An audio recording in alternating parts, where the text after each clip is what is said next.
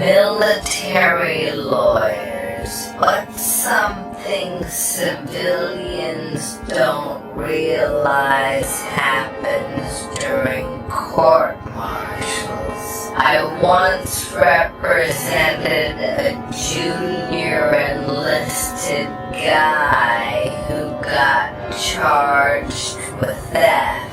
He was caught with a stash of MREs that weren't signed out properly.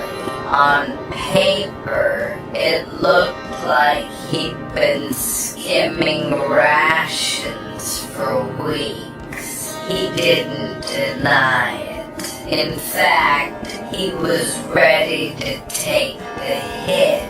Said he was hungry, low on cash, and figured